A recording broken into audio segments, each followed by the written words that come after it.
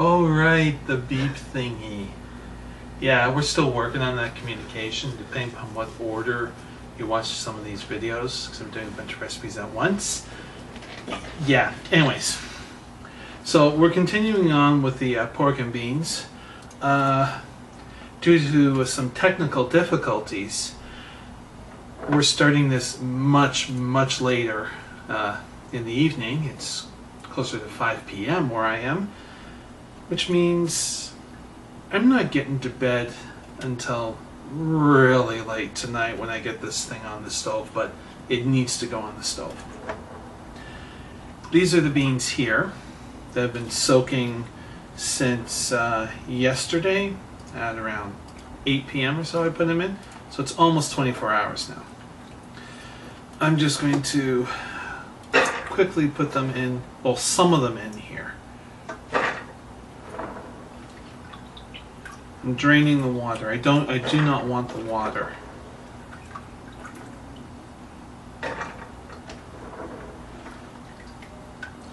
Not too sure if the sound is being picked up here, but the beans are much softer. They have a more of a thud than a bang noise if you drop it on the table. And that's from all the water that's been absorbed. Okay, that's enough of the beans. Here is the picnic shoulder or pork butt. Completely defrosted.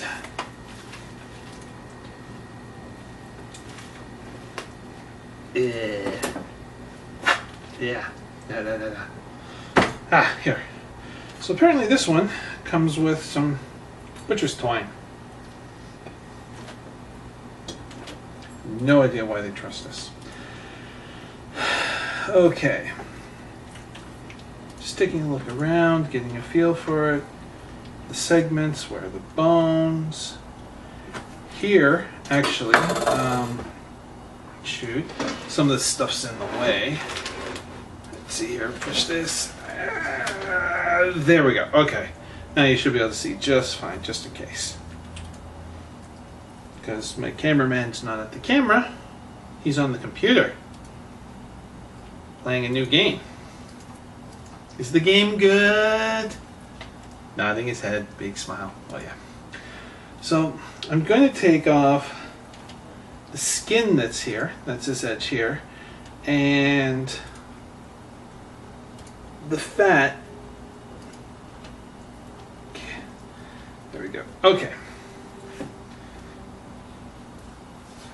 I'm not trained on how to do this. I'm kind of making it up. Every time I butcher a piece of meat, I make it up. Kind of letting gravity and my knife do the majority of the work, and some common sense. There we go. Now I'm actually going to save this skin, and I'm going to see if I can cook it, maybe make pork rinds out of it or something.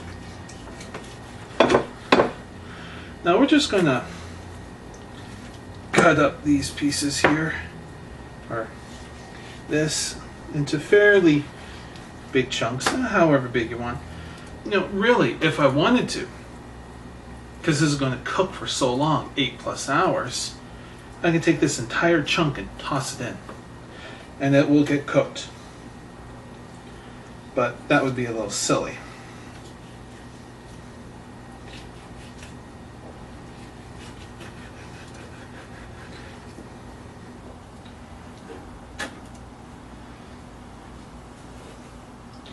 I'm being careful not to cut my fingers at all. So I kind of like them on my hand.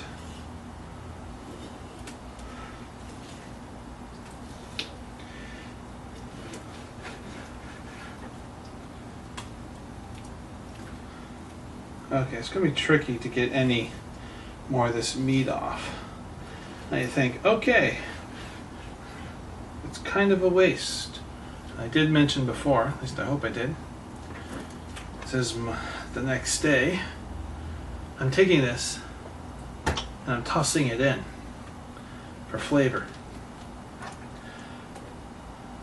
Now this meat,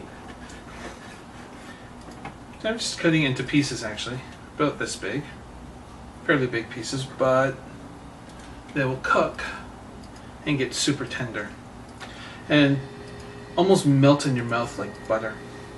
But one of the reasons why this particular cut of meat is so tough is its location on the animal. Think about it for a second. Let's say you work out in a gym. Bloody hair. Okay, say you work out in the gym. Your muscles get bigger, they get stronger, they get tougher. Well, the same thing happens to animals.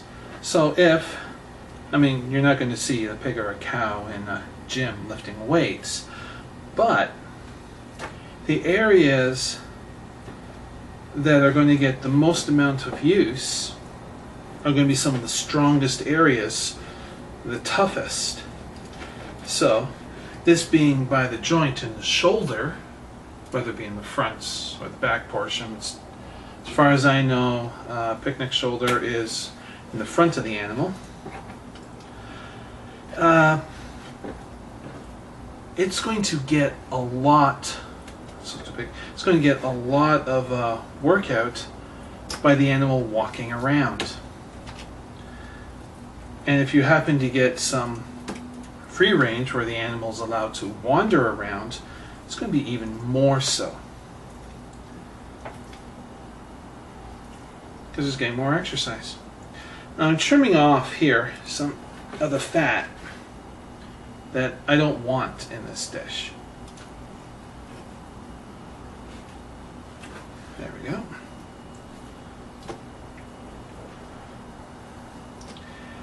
This, I'm pretty sure that some people may have a problem doing this, maybe cutting up meat, it maybe even grosses them out, something like that.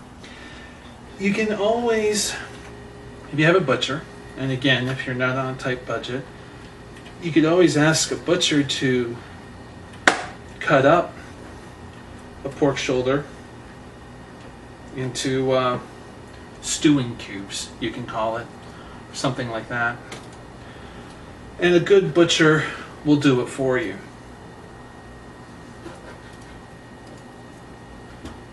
So the only thing that you're doing, itchy nose there, the only thing you're doing is taking home cubes, and you don't have to worry about this butchering part, if you will.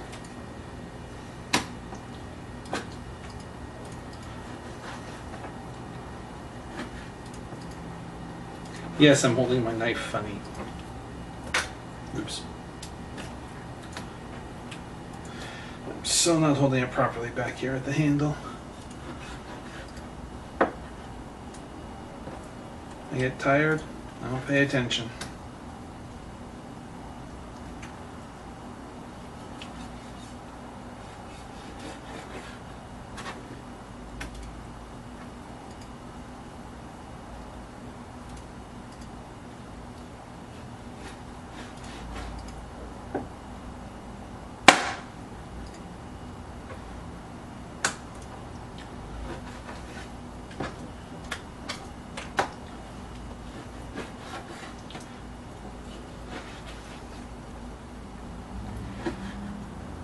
You know, I think for fun, I'm going to leave these two pieces big.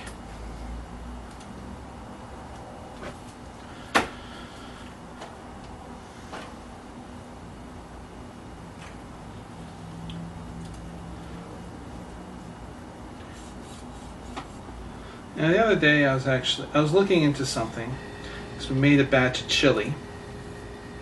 I was seeing if it was possible to do canning. You know, like the same kind of thing that you would do to make homemade jams or preserves, that kind of thing. See if it's possible to can meat or a pre-made dish that you've made at home. And so it has a shelf life. Just keep it up there, you don't have to thaw it or anything like that. It turns out it is possible, but you need what's called a pressure canner. pressure cooker. Something like that. It's actually theoretically possible to do it safely. I don't have such a device. But it's kind of cool.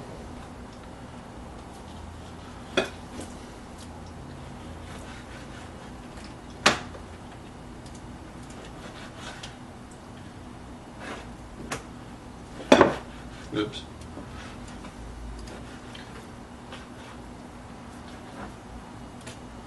Yeah, some of these are big, but like I said, these pieces, when cooked, they'll just fall apart in your mouth.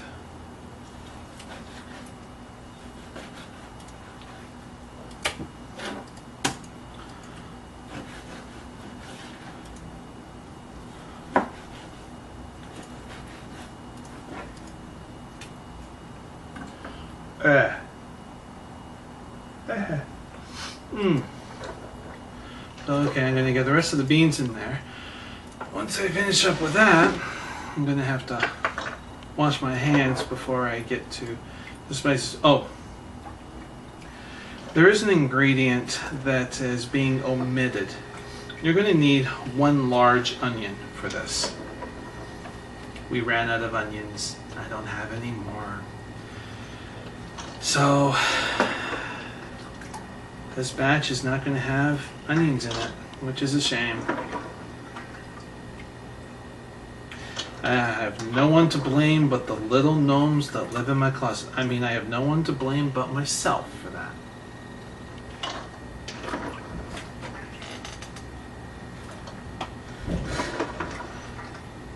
Okay, what was your score on that game? You're not going to say your score on that game, huh? He almost burst out laughing.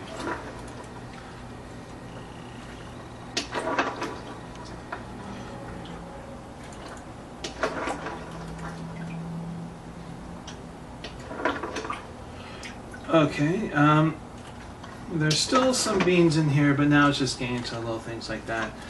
I'm going to go wash my hands, drain out this water, and I will be right back to continue on. See you in a second.